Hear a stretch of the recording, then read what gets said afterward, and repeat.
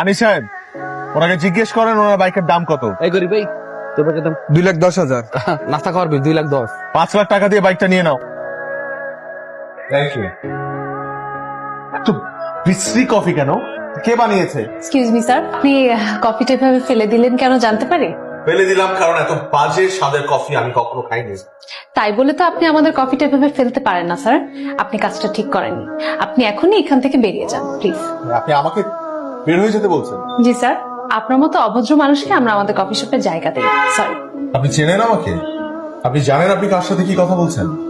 আপনি একজন অভদ্র মানুষ। এটা ছাড়া আসলে আপনার অন্য কোনো পরিচয় জানার আমার কোনো প্রয়োজন নেই। আপনি কার সামনে দাঁড়িয়ে কোন সাহসে কি বলছেন আপনি কি একটু বুঝতে পারছেন?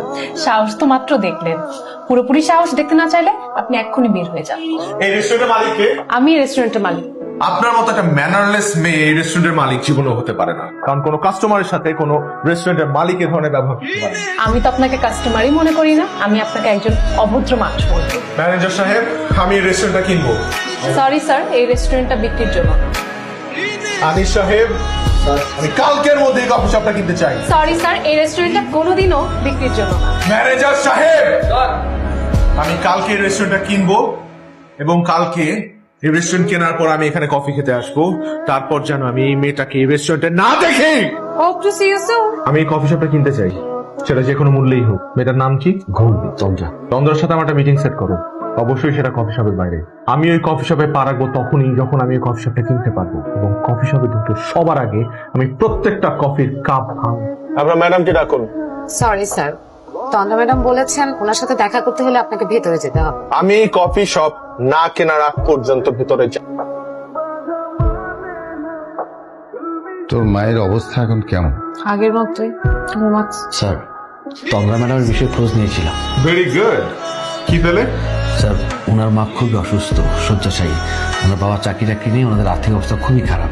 বিদেশ নিয়ে যেতে হবে, অনেক টাকার প্রয়োজন স্যার।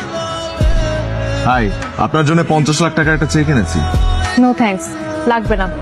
আমার কফি শপটা আমি বিক্রি করব না। এত ইগো আপনার?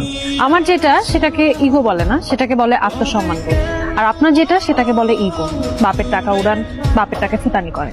আপনি কি আমার সাথে একটু ভালো করে কথা বলতে পারেন না? অবশ্যই পারি, কিন্তু আপনার সাথে বলবো না, কারণ আপনি সেটা ডিজার্ভ করেন না। আমার উপর তো রাগ কেন?